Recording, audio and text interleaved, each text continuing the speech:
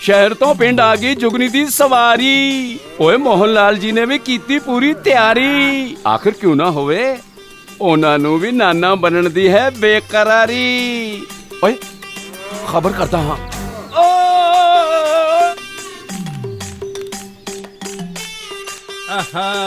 आओ भाई, आओ आओ आओ भाई, वाह वाह, स्वागत है जी, स्वागत है। और पुत्र सब ठीक ठाक है ना? जी।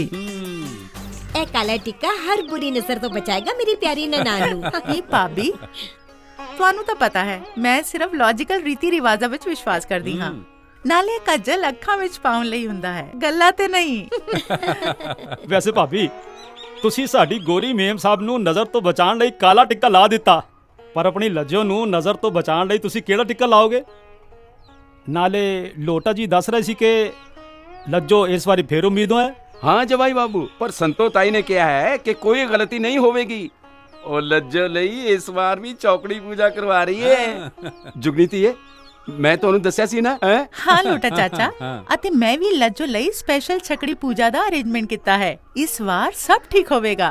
भाई वाह, अरे वाह, लोटा जी ने तो चौका ला दिता। ਤੁਸੀਂ ਵੀ ਪੂਰੀ ਸਿਕਸਰ ਦੀ ਪਲਾਨਿੰਗ ਕਰਕੇ ਆਏ ਹੋ। ਪਿਤਾ ਜੀ ਵੈਸੇ ਸਾਡੇ ਸਾਲੇ ਸਾਹਿਬ ਨਹੀਂ ਦਿਸ ਰਹੇ। ਉਹ ਭਾਈ ਤੁਹਾਡੇ ਸਾਲੇ ਸਾਹਿਬ ਗਏ ਨੇ ਸ਼ਹਿਰ ਵਿੱਚ ਬੀਜ ਲੈਣ, ਕੱਲ ਤੱਕ ਆ ਜਾਣਗੇ। ਆਓ ਤੁਸੀਂ ਅੰਦਰ ਆਓ, ਚਲੋ ਆਓ, ਆ ਜਾਓ, ਚਲੋ ਚਲੋ ਆਓ ਬੇਟਾ, ਆਓ, ਚਲੋ ਚਲੋ ਆ ਜਾਓ ਆ ਜਾਓ ਆ ਜਾਓ। ਭਾਈ ਵਾਹ, ਬੜਾ ਚੰਗਾ ਲੱਗਿਆ ਤੁਸੀਂ ਸਮੇਂ ਤੇ ਆ ਗਏ। ਆ ਜਾਓ ਆ ਜਾਓ।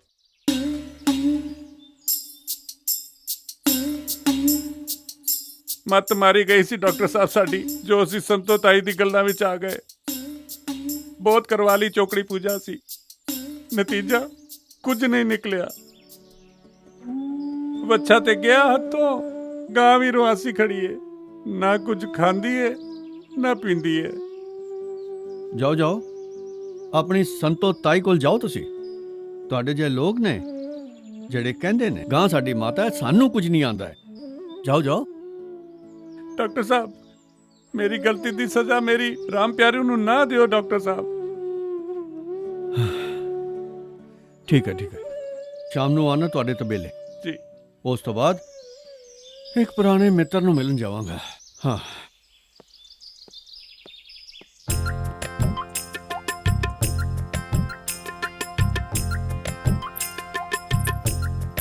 ਲਓ ਜੀ, ਲਓ ਪੁੱਤਰ ਚਾਹ ਪੀਓ। ਓਏ ਲੋਟਿਆ ਸਮੋਸਾ ਲੈ ਕੇ ਆ।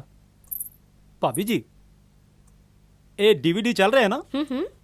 ਸ਼ਾਦੀ ਦੀ ਰਿਕਾਰਡਿੰਗ ਮੈਂ ਫੇਰ ਤੋਂ ਐਡਿਟ ਕਰਾਈ ਹੈ। ਇਸ ਵਾਰ ਤੁਸੀਂ ਇੱਕਦਮ ਕਰੀਨਾ ਕਪੂਰ ਲੱਗ ਰਹੇ ਹੋ। ਸੁਣੋ ਜੀ, ਤੁਸੀਂ ਮੇਰੀ ਭਾਬੀ ਦੀ ਟੰਗ ਖਿਚਾਈ ਨਹੀਂ ਕਰ ਸਕਦੇ। ਹਾਂ ਜਾ ਬਹੂ ਜਾ, ਆਪਣੀ ਚਾਹ ਲੈ ਕੇ ਆ ਜਾ। आओ जी, रखो जी। समोसा। वाह। ਬਾਪੂ ਜੀ ਹਾਂ ਬਾਪੂ ਜੀ ਅਸੀਂ ਪਹੁੰਚ ਗਏ। ਬਹੁਤ ਵਧੀਆ ਪੁੱਤਰ, ਬਹੁਤ ਵਧੀਆ। ਪੁੱਤ ਰਾਜਵੀਰ, ਕਦੋਂ ਤੱਕ ਪਰਤਣ ਦੀ ਸੋਚ ਰਹੇ ਹੋ? ਐਤਵਾਰ ਨੂੰ ਇੱਥੋਂ ਨਿਕਲਾਂਗੇ ਅਤੇ ਸੋਮਵਾਰ ਵਾਪਸ ਕੰਮ ਤੇ। ਪੁੱਤ ਕੁਝ ਦਿਨ ਨੂੰ ਪੇਕੇ ਵਿੱਚ ਰਹਿਣ ਦਿਓ। ਉਂਝ ਵੀ ਧੀ ਦਾ ਇਹਨਾਂ ਦਿਨਾਂ ਪੇਕੇ ਵਿੱਚ ਰਹਿਣ ਦਾ ਰਿਵਾਜ ਹੁੰਦਾ ਹੈ। ਨੂੰ ਰੀਤ ਰਿਵਾਜ਼ਾਂ ਦੀ ਬਹੁਤ ਪੱਕੀ ਹੈ। ਪੁੱਤਰ ਮੈਂ ਮੋਹਨ ਲਾਲ ਜੀ ਨਾਲ ਗੱਲ ਕਰ ਲਈ ਹੈ, ਤੁਸੀਂ ਆਰਾਮ ਨਾਲ ਆ ਜਾਓ। ਉਦੋਂ ਤੱਕ ਮੈਂ ਇੱਥੇ ਸਭ ਕੁਝ ਸੰਭਾਲ ਲਵਾਂਗਾ। ਚੰਗਾ? ਹਾਂ, ਸਾਰਿਆਂ ਨੂੰ ਮੇਰੀ ਫਤਿਹ ਕਹਿ ਦੇਵੀਂ, ਠੀਕ ਹੈ? ਠੀਕ ਹੈ ਬਾਪੂ ਜੀ, ਸਤਿ ਸ੍ਰੀ ਅਕਾਲ।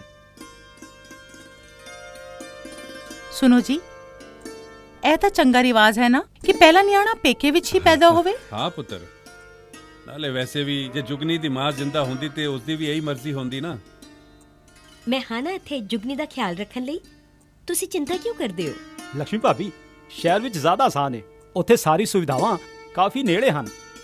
ਜੀ ਹੁਣ ਸ਼ਹਿਰ ਅਤੇ ਪਿੰਡ ਵਿੱਚ ਜ਼ਿਆਦਾ ਫਰਕ ਨਹੀਂ ਰਹਿ ਗਿਆ। ਹਾਂ ਪੁੱਤਰ, ਮੈਂ ਬਾਕੀ ਪਿੰਡਾਂ ਦੀ ਗੱਲ ਨਹੀਂ ਕਰ ਰਿਹਾ, ਮੈਂ ਤੁਹਾਡੇ ਪਿੰਡ ਦੀ ਗੱਲ ਕਰ ਰਿਹਾ ਹਾਂ। ਹੁਣ ਇੱਥੇ ਗਾਂ ਦੇ ਵੱਛੇ ਠੀਕ ਨਾਲ ਪੈਦਾ ਨਹੀਂ ਹੋ ਰਹੇ। ਕੀ ਕਹਿੰਦੇ ਲੋਟਾ ਜੀ? ਲਓ ਆਪ ਹੀ ਪੜ੍ਹ ਲਓ। ਪਿਛਲੇ 7-8 ਮਹੀਨਿਆਂ ਵਿੱਚ 80 ਤੋਂ ਜ਼ਿਆਦਾ ਵੱਛਿਆਂ ਦੀ ਮੌਤ ਹੋਈ ਹੈ ਇੱਥੇ, ਇਸ ਵਿੱਚ ਲਿਖਿਆ ਹੈ। ਵੈਸੇ ਵੀ ਤੁਹਾਨੂੰ ਲੱਜੋ ਦਾ ਕਿੱਸਾ ਵੀ ਯਾਦ ਹੋਏਗਾ ਨਾ? अशुभ घड़ी सी जो टल गई।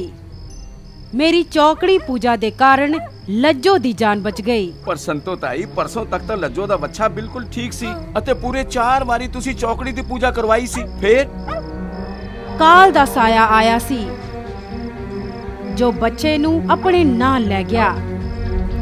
ਜੋ ਹੋ ਗਿਆ ਸੋ ਹੋ ਗਿਆ, ਜੋ ਹੈ ਉਸ ਵਿੱਚ ਖੁਸ਼ ਰਹੋ। ਵਿਨਾਸ਼ ਦੇ ਕਹਿਰ ਤੇ ਡਰੋ, ਵਿਨਾਸ਼ ਦੇ।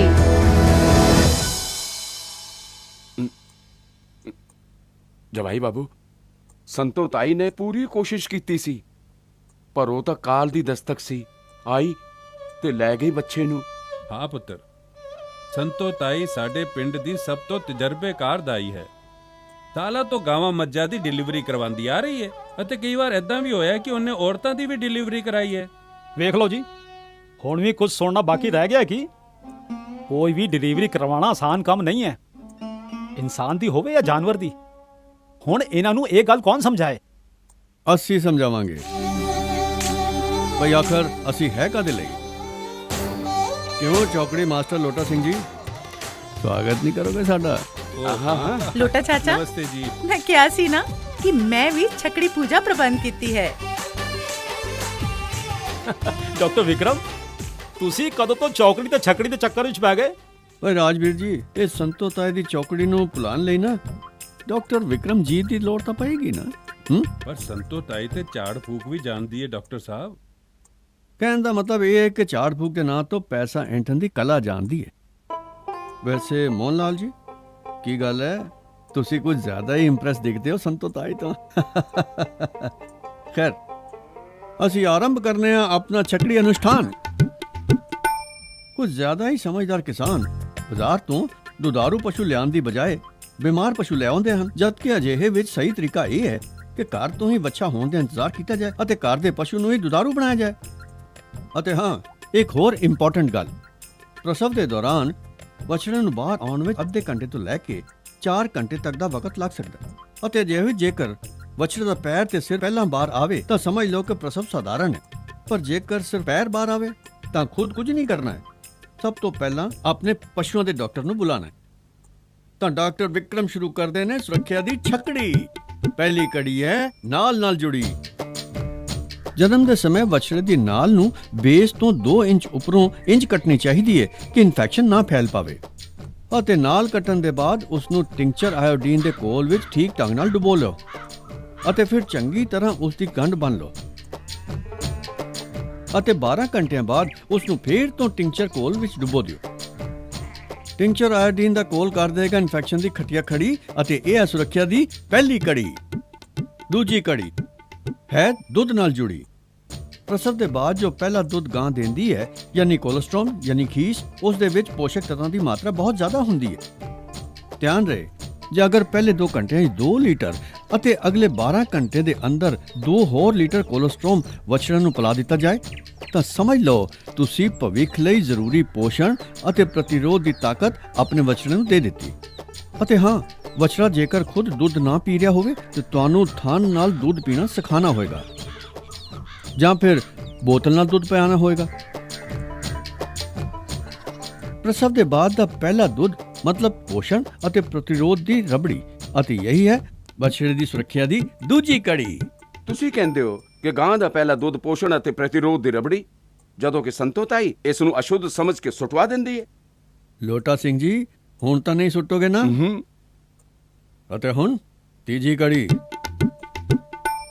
ਨਵਜਾਤ ਬੱਚਿਆਂ ਦੇ ਜੀਵਤ ਨਾ ਰਹਿਣ ਦਾ ਇੱਕ ਸਭ ਤੋਂ ਵੱਡਾ ਕਾਰਨ ਹੁੰਦਾ ਹੈ ਵਰਮਸ। ਇਸੇ ਕਰਕੇ ਜਨਮ ਦੇ 10 ਤੋਂ 14 ਦਿਨਾਂ ਦੇ ਅੰਦਰ ਪਸ਼ੂ ਨੂੰ ਵਰਮਸ ਯਾਨੀ ਕੀਟ ਦੇ ਹਮਲੇ ਤੋਂ ਬਚਾਉਣਾ ਬਹੁਤ ਜ਼ਰੂਰੀ ਹੁੰਦਾ ਹੈ।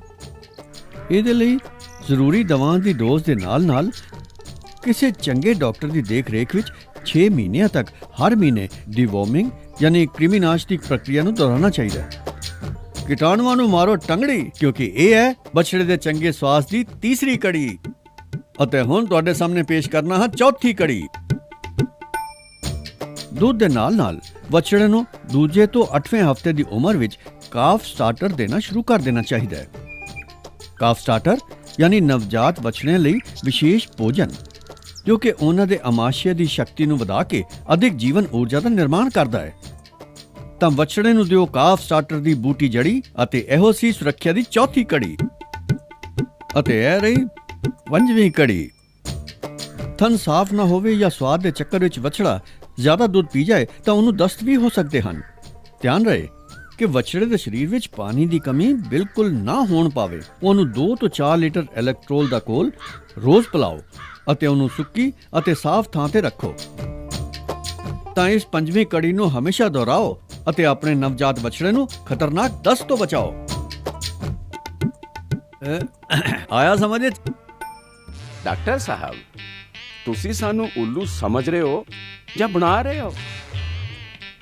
ਤੁਸੀਂ ਕਿਹਾ ਸੀ 6 ਕੜੀ ਅਤੇ ਦੱਸੀ ਕਿੰਨੀ? 5 ਕੜੀਆਂ। ਓਏ 6ਵੀਂ ਕੜੀ ਹੈ। ਲੋਟਾ ਸਿੰਘ ਜੀ, ਇਹ ਸੰਤੋਤਾਈ ਤੁਹਾਨੂੰ ਆਪਣੇ ਸਾਰੇ ਸੀਕ੍ਰੇਟਸ ਇਕੱਠਿਆਂ ਦੱਸ ਦਿੰਦੀ ਏ, ਨਹੀਂ ਨਾ? ਐਵੇਂ ਹੀ 6 ਕੜੀ ਮੈਂ ਤੁਹਾਨੂੰ 3 ਮਹੀਨੇ ਬਾਅਦ ਦੱਸਾਂਗਾ, ਅਤੇ ਉਹ ਵੀ ਉਦੋਂ ਜਦੋਂ ਇਹ ਸਾਰੀ 5 ਕੜੀਆਂ ਤੁਸੀਂ ਮੈਨੂੰ ਪਹਾੜੇ ਦੀ ਤਰ੍ਹਾਂ ਯਾਦ ਕਰਕੇ ਸੁਣਾਓਗੇ ਤਾਂ। ਹਾਂ, ਇਹ ਹੋਈ ਨਾ ਗੱਲ। ਕਿਵੇਂ ਹੈ ਤੁਹਾਡੀ ਰਾਮ ਪਿਆਰੀ? ਜੀ ਹੁਣ ਠੀਕ ਹੈ ਡਾਕਟਰ ਸਾਹਿਬ। ਜਾਓ ਉਹਨੂੰ ਟੀਕਾ ਲਵਾ ਲਓ ਜੀ। ਨਮਸਤੇ। ਉਹ ਲੋਟਾ ਸਿੰਘ ਜੀ, ਕੀ ਗੱਲ ਹੈ? 6ਵੀਂ ਕੜੀ ਦੀ ਜਾਣਕਾਰੀ ਦੀ ਪਿਆਸ ਤੁਹਾਨੂੰ ਸਾਡੇ ਤੱਕ ਲੈ ਹੀ ਆਈ ਜੀ। ਟੀਕਾਕਰਨ? ਹਾਂਜੀ ਬੜੀ, ਇਹ ਹੈ ਸੁਰੱਖਿਆ ਦੀ 6ਵੀਂ ਕੜੀ। ਹੁਣ ਧਿਆਨ ਨਾਲ ਸੁਣੋ ਜੀ। ਪਸ਼ੂ ਚਿਕਿਤਸਕ ਦੇ ਅਨੁਸਾਰ ਜਦੋਂ ਜਿਸ ਟੀਕੇ ਦੀ आवश्यकता ਹੋਵੇ ਉਹਨੂੰ ਸਮੇਂ ਸਿਰ ਅਤੇ ਬਿਨਾਂ ਨਾਗਾ ਲਵਾਓ ਅਤੇ ਸਵਸਥ ਅਤੇ ਖਿਲਖਿਲਾਤੀ ਵੱਛੀ ਕਰ ਲੈ ਜਾਓ। ਇੱਕ ਹੋਰ ਗੱਲ, ਪਸ਼ੂ ਦੀ ਈਅਰ ਟੈਗਿੰਗ ਕਰਨਾ ਬਿਲਕੁਲ ਨਾ ਭੁੱਲਣਾ। Year tagging?